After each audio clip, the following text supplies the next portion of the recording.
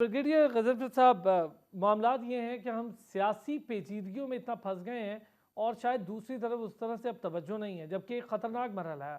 बड़ी मुश्किल से अगर हम कहें इस मुश्किल हालात से हम निकले थे, इस लानत से निजात हुई थी हमारी, दहशत गर्दी की लानत से। लेकिन हम एक बार फिर देखते हैं कि मामला सर उठा रहा है और ख़ास तौर पे सियासी हलकों के लिए सोचने का मकाम है। मैं JUI फे का पहले भी जिक्र कर चुका हूँ कि मुतादिद 1.5 साल हो गया गुज़िश्ता, JUI फे भी वहाँ टारगेट है बाजोड़ के इलाके में।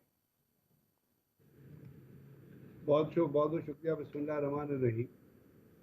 बात यह है कि आपको ये जितने वाक़यात इस महीने के अंदर हुए हैं और उससे पहले हुए हैं, और जो ख़ास तौर पे पंजगूर से शुरू हुए थे जब FC के एक कैंप के ऊपर हमला हुआ था, और उसकी सिमिलैरिटी आपको नज़र आई जब ज़ोब के अंदर हमला हुआ।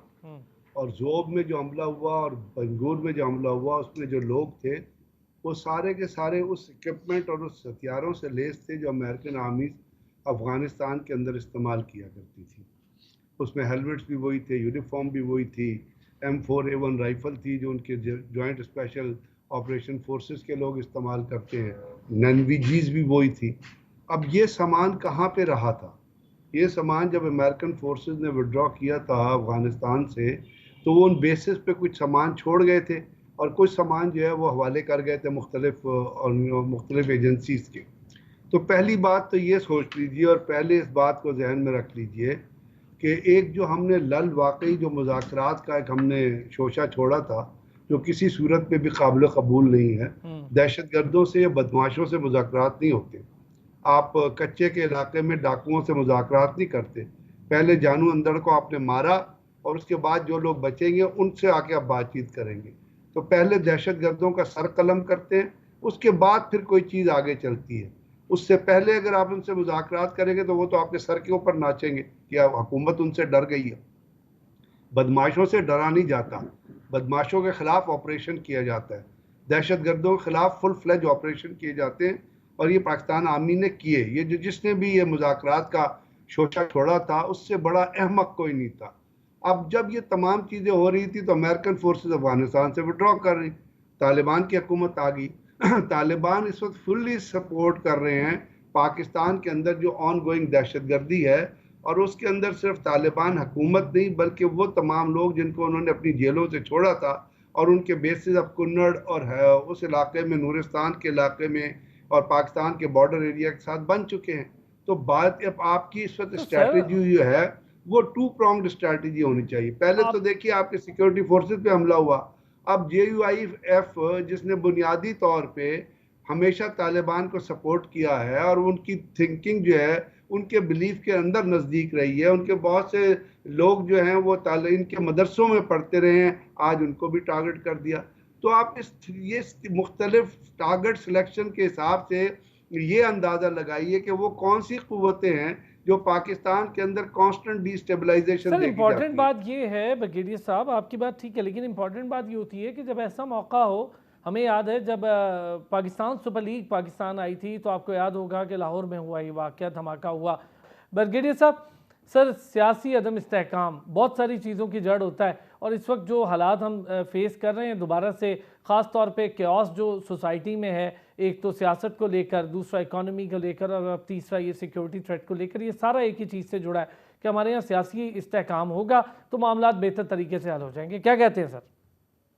अरसलान, एक तो आप आज की बात कर रहे हो, एक मुस्तकबिल की बात कीजिए कि आज सियासी इस्तेहकाम नहीं है, क्या मुस्तकबिल में सियासी इस्तेहकाम होगा?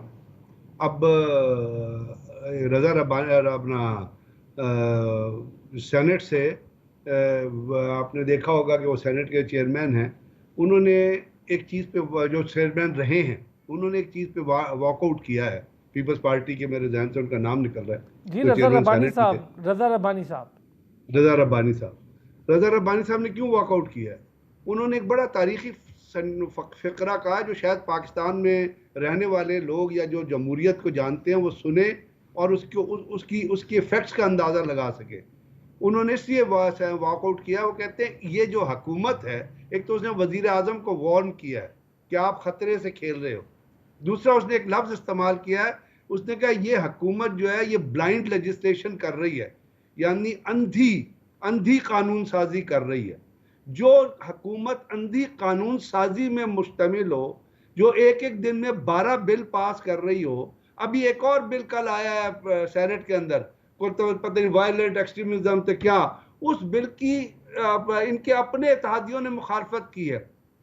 और उस बिल की अगर आप दफात उतार के पढ़ें तो आप सर पकड़ के रह जाएंगे कि आप बनाना रिपब्लिक में रह रहे हैं या कि पाकिस्तान में रह रहे हैं। लेकिन ब्रिगेडियर साहब उसकी एक ऐसी चीज अगर मैं खतरनाक आपसे, दफात है जिसका इफेक्ट इन बेवकूफों को पता नहीं कि ये इनके ऊपर, जिसके लिए कर रहे हैं उसके ऊपर नहीं होगा, कल इनके ऊपर भी उसका इतलाक होगा। अच्छा वो तो तो सर इससे जो पहले भी हमने हुकूमत देखा इतनी, कि आप रिकॉर्ड क्या बात रिकॉर्ड करें, कानून मतलब साजियां बिल पास सियासी हुए। इस्तेहकाम कैसे आएगा इस मुल्क पे जब यहाँ पे सियासी इस्तेहकाम लाने के काबिल सियासतदान ही मौजूद नहीं है, जो सियासत कन्फ्रंटेशन चाहते हैं, जो लोगों को लड़ाना चाहते हैं, जो जमहूरियत पे शब खून मारना चाहते हैं, जो कॉन्स्टिट्यूशन को तबाह बर्बाद कर रहे हैं।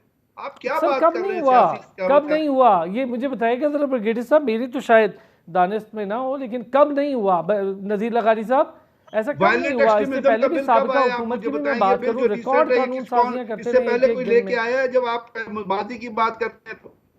इस जी तरह का नजीर लगारी बिल साहब। आप पाकिस्तान में ज़ियाउल हक के ज़माने में आया? कोई इस तरह का बिल परवेज मुशर्रफ के ज़माने में आया? ये तो जमहूरी हुकूमत है, क्लेम करते हैं कि जी हम तो जमहूरियत के जरिए आए।